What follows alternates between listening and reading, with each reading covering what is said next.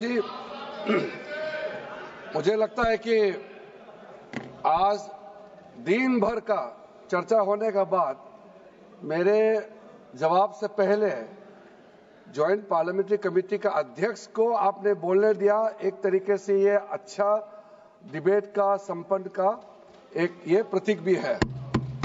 मैं पूरे joint parliamentary committee में मेंबर्स के साथ साथ आज जितने भी मेंबर्स ने पार्टिसिपेट किए हैं, सब लोग ने अपने अपने तर्क रखे हैं, पक्ष में विपक्ष में सबने रखे हैं। मैं सबको सबसे पहले मेरे तरफ से धन्यवाद देना चाहता हूं।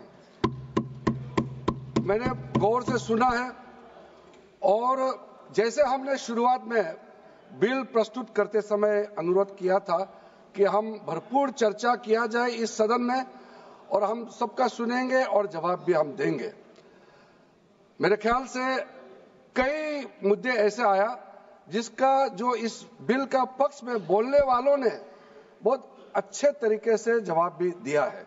इसलिए कई ऐसे पॉइंट्स हैं जिसको मैं दोहराना नहीं चाहता हूं, क्योंकि अब देर रात ये चर्चा चल रही है। इसलिए मैं समय को देखते हुए बहुत विस्तृत रूप से अपना जवाब को नहीं रखते हुए संक्षेप मगर कोशिश करूंगा कि आपका जो पॉइंट्स है वो समावित हो जाए। वैसे तो कुछ लोगों ने जो पॉइंट उठाया है वो तर्क है और कई ऐसे मुद्दे हैं जो तर्कहीन है। मैंने शुरू से बताया राजनीतिकरण भी हुआ है, लेकिन मैं शुरू में ये कहना चाहता हूं, जो समझते हुए नहीं समझने का अगर प्रयास करता है उसको मैं नहीं समझा सकता हूं। कुछ लोगों को मैंने शुरू में कहा कि अगर आप कहते हैं कि ये बिल गैर संवैधानिक है तो आप बताइए गैर संवैधानिक कैसे है। जबरदस्ती अनकॉन्स्टिट्यूशनल है, अनकॉन्स्टिट्यूशनल कहता है। जब मैंने शुरू में ही कोर्ट का वो प्रोनाउंसमेंट, कोर्ट ऑर्डर, ऑब्जर्वेशन को भी पढ़ के सुनाया कि वक्फ प्रॉपर्टी का मैनेजमेंट और वक्फ बोर्ड का कॉन्स्टिट्यूशन लीगल है, कॉन्स्टिट्यूशनल है। कोर्ट का जो ऑब्जर्वेशन को भी लाइन टू लाइन पढ़ के सुनाया, उसके बाद भी बोल रहा है अनकॉन्स्टिट्यूशनल है।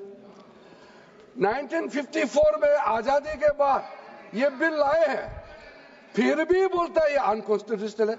अगर अनकॉन्स्टिट्यूशनल था तो फिर किसी कोर्ट ने क्यों स्ट्राइक डाउन नहीं किया।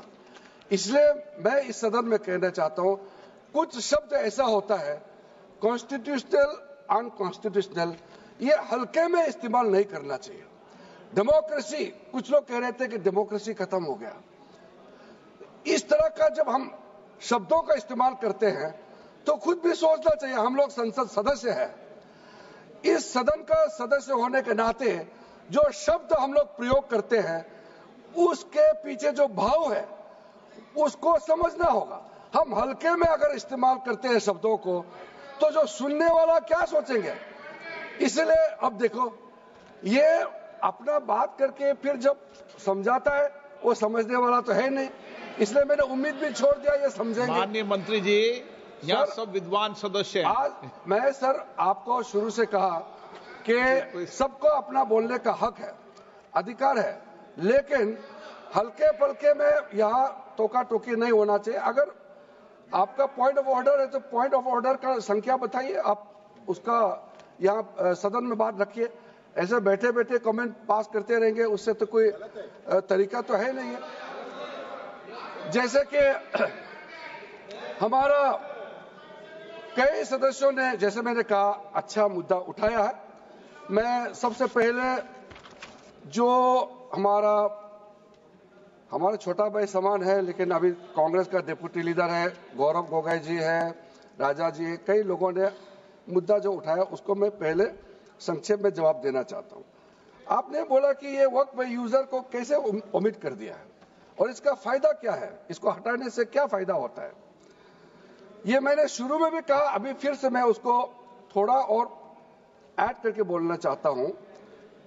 ये जो वक्फ यूजर चलते फिरते में कोई कहता है कि एक जमाने में यहाँ मेरा बाप दादा या उस जमाने में ये जमीन को ऐसा इस्तेमाल करता था, अगर कोई बोल देता है, अगर वक्फ बोर्ड कहने पर उस जमीन को, उस जगह को वक्फ डिक्लेयर कर देता है, तो ये कैसे हम मान सकता है?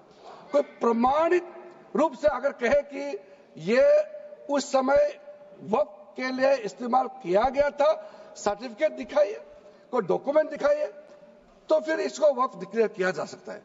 कहने पर, आप क्लेम करने पर इसको डिक्लेयर करेंगे, आप कैसे मान्यता दे सकते हैं? इसका कोई धर्म का बात ही नहीं है। कई लोगों ने कहा कि एंटी मुस्लिम है। अब बताइए एंटी मुस्लिम कैसे हो गया? चाहे मुसलमान का हो, हिंदू का हो, सिख, जैन, ईसाई, सबका हर जमीन देश का ही जमीन है। उसमें कानूनी तौर पर अगर कोई जमीन का अधिग्रहण करता है, डिक्लेरेशन करता है, रजिस्ट्रेशन करता है, सबको वेलकम करना चाहिए। इसको आप इस्लाम धर्म के खिलाफ, मुसलमानों के खिलाफ कदम उठाया जा रहा है। कई लोगों ने बार बार इस बात को दोहराया है। मैं मानता हूं कि हम लोग जब इतना विस्तार से चर्चा कर रहे हैं, तो जब इल्जाम लगाते हैं तो बिना तर्क का इल्जाम नहीं लगाना चाहिए। सर, जो हम वक्त, मैं राजा जी, आपने इस बात को 2 बार दोहराया है। I want to be very clear in informing my honorable colleagues that removal of waqf by user proposed in the bill is due to inadequate documentation, data supporting ownership of the waqf properties, leading to disputes. There are huge numbers of disputes pending in the tribunals, and we have to ensure that this speedy justice is delivered. Whatever possible effort we have to do, we must do. Otherwise, justice delayed is justice denied.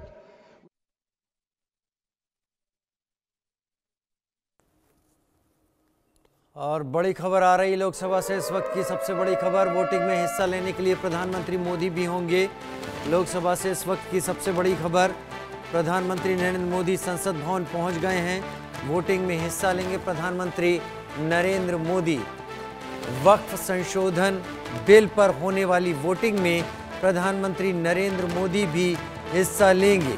Party ने सभी सांसदों को वैसे भी whip जारी किया हुआ है और प्रधानमंत्री होने के नाते प्रधानमंत्री नरेंद्र मोदी भी वाराणसी से एमपी हैं और वो इस वोटिंग में हिस्सा लेने के लिए पहुंच गए। लगाया कि मुसलमानों में वक्फ अल औलाद का आप प्रावधान कर रहे हैं, हिंदुओं में क्यों नहीं कर रहे हैं? मैं उसको बताना चाहता हूं कि हिंदुओं में तो प्रावधान पहले से है, अलग से कानून बनाने का क्या आवश्यकता है? तो इस्लाम का प्रैक्टिस में महिलाओं के लिए